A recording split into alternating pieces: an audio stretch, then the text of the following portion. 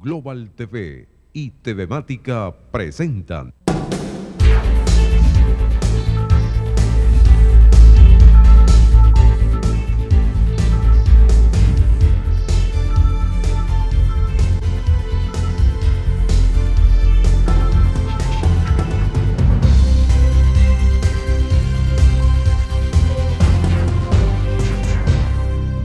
¿Qué tal, amigos? ¿Cómo están? Estamos encantados en compartir con ustedes a esta hora. Estamos cerrando la semana. Y bueno, hoy quisiéramos referirnos a algunos asuntos que se usan mucho en la retórica. Tienen que ver con la soberanía, con la seguridad, con el desarrollo, con el progreso, con la economía. Bueno, son asuntos realmente gruesos, pero para entrar en detalles de fondo, tendremos que conversar con un especialista. Vamos a hacer un paneo de esas cosas que son parte de la charla cotidiana y ciertamente los venezolanos se están ocupando porque además hay mucho tiempo ocioso, muchos empresarios que su tiempo ya no transcurre en la oficina, en la fábrica, sino en una cafetería, compartiendo con los amigos, viendo cómo pasa el tiempo. Y yo conozco gente que tiene flotas de camiones que me han dicho es más barato dejarlos allí que utilizarlos para algunas actividades porque no hay, el costo de reposición es muy alto. En fin, la economía nos tiene volteados de cabeza. El dólar, la relación dólar-bolívar se está convirtiendo en un problema que no funciona desde el punto de vista de los elementos de expectativas. Lo único es una búsqueda constante de salir de los bolívares. ¿Cómo hacer para tener bienes, para tener algún tipo de moneda que me garantice que no se va a devaluar? ¿Qué hacer con esto de soberanía? ¿Cuándo ser soberano? Bueno, en un país, nosotros hemos tenido siempre la oportunidad de una naturaleza generosísima y la explotación de esos recursos que han contribuido a hacer en algunos momentos un desarrollo explosivo. Cambiamos aquella Venezuela rural por un proceso dinámico de modernización, surgieron las grandes ciudades con sus autopistas, sus edificios, sus urbanizaciones, con la calidad de vida comparable con cualquier de las capitales del mundo. Se decía que Caracas era una de las capitales gastronómicas más importantes de Latinoamérica, porque Venezuela atrajo recursos humanos europeos que allí sin duda contribuyeron para enriquecer toda nuestra propuesta, vamos a decirlo, étnica y cultural. Ciertamente es algo fabuloso lo que ocurrió con motivo de ese atractivo que significó Venezuela, la Venezuela insurgente en ese mundo nuevo, y la devastación de Europa producto de la Segunda Guerra Mundial. La soberanía, sin duda, hay que estudiarla sobre la base de qué hace la gente, cómo una población se siente apegada, siente una relación de compromiso con su patria, con su país, con sus instituciones.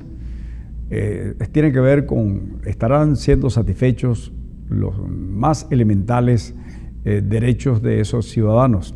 Está atendida la salud, estarán funcionando los hospitales, dispensarios, habrá disposición de medicamentos, algunos que se tenían al alcance de la gente por sus altos costos para atender problemas serios como el HIV, el cáncer, etcétera.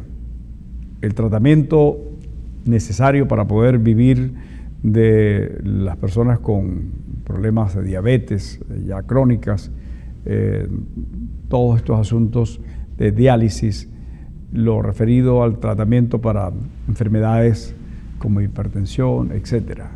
Estará eso resuelto, porque eso tiene que ver justamente con la relación del país. Hemos visto muy frecuentemente esas fotografías que muestran a un pueblo huyendo por las distintas fronteras de los países vecinos.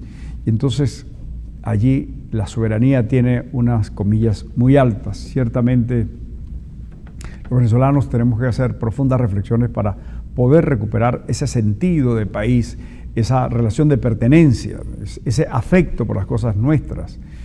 Ya no se trata de un asunto meramente folclórico, entre comillas. Bueno, me gusta la música, la gaita o lo que sea, y me gustan las hallacas, las arepas, los pastelitos o los tequeños. Eso va más allá. Y entonces, ¿qué hacen las instituciones? Y las instituciones no la podemos ver como una entelequia, una caparazón, algo ahí inerte. Vamos a verlo a través de la gente que está en los cuarteles, a través de la gente que está en los ministerios, a través de la gente que está en alcaldías, gobernaciones, a través de una sociedad que tiene roles distintos en la actividad privada, en las empresas, en el comercio, en fin, todo esto. Ese es el país en vivo, el país que respira. Y esas cosas hay que revisarlas a fondo. Estará esa parte importante, el corazón de la sociedad, palpitando con el ritmo necesario para que pueda rehacerse las condiciones de país. Es una pregunta importante para poder hablar de soberanía. La soberanía no es un asunto simplemente conceptual, es un tema para teóricos, no es un asunto de gritos destemplados que se convierten en un discurso panfletario para referirse a temas de patriotismo, etc. Yo creo que la soberanía está mucho más relacionada con este sentido de pertenencia y que uno siente que se va disolviendo, se va haciendo muy invisible, porque la gente, imagínense ustedes muchachos que se van porque se graduaron y no hay oportunidades. Esta mañana me decía un amigo, es que mi hijo que ya se graduó, me dice, tengo un carrito allí por ahí porque tú me lo diste, no puedo comprar, soy un profesional, no puedo comprar una vivienda, no puedo pagar ni siquiera un alquiler, y es un profesional. Entonces eso es muy frustrante. Estamos hablando de alguien de clase media. Imagínense ustedes hacia abajo todo la distorsión que hay allí, las enormes necesidades insatisfechas. Entonces no hay conexión emocional con ese país, se van perdiendo todas esas relaciones. Quienes han vivido ya por su edad, 50, 60, 70 años, sin duda tienen otra visión. Primero, es trastornar todo eso, irse a otro lugar, es decir, ya no tiene nada que ver, no es bienvenido. Es decir, una persona de esa edad ya no es bienvenido, no se le contrata, se convierte más bien en un problema.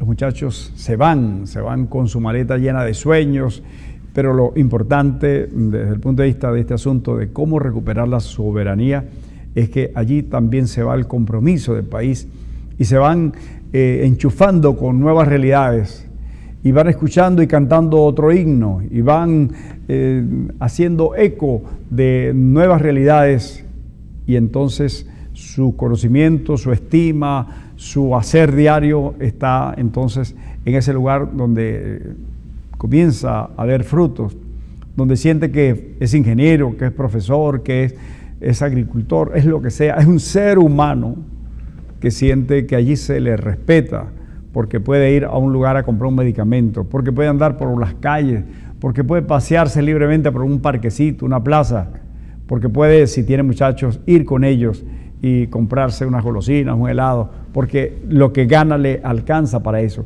Eso está vinculado con soberanía. No podemos hablar entonces de ser soberanos si esas cosas no funcionan.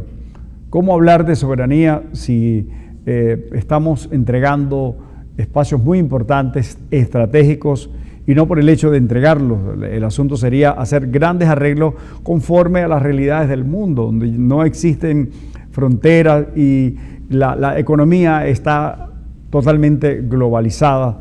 Y el asunto de los chinos no es qué pasa con su idioma o su arroz o todas esas cosas, es cómo se interrelacionan con el mundo y cómo sacan ventaja.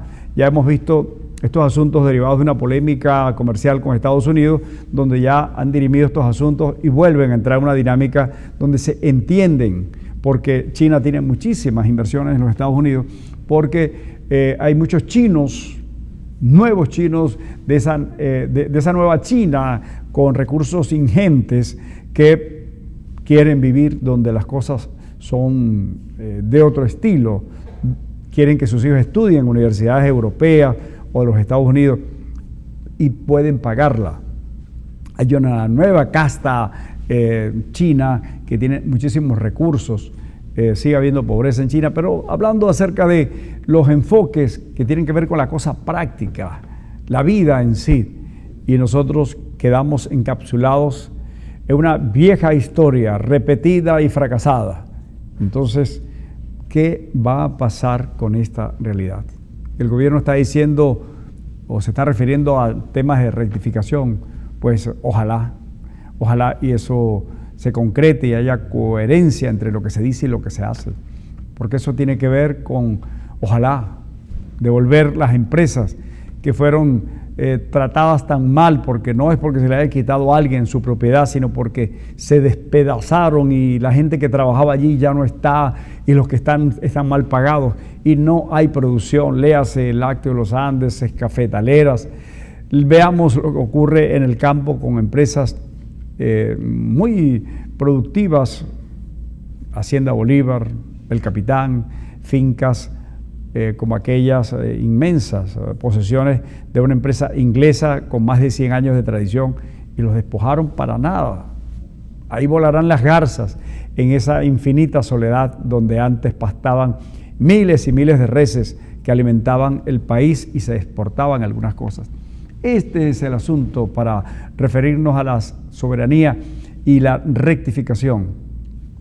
¿De qué sirve hablar de conos nuevos, etcétera, si la economía es una cosa loca que allí es como un señor montado en un autobús que tiene una ceguera y no puede detener el acelerador y terminará en un terrible barranco, pero vamos pasándolo entre tanto por huecos, por zanjas, y se siente la sociedad estrujada porque cada vez que se pierde el aliento por falta de recursos, no hay medicina, no hay alimentos, no hay muchas cosas.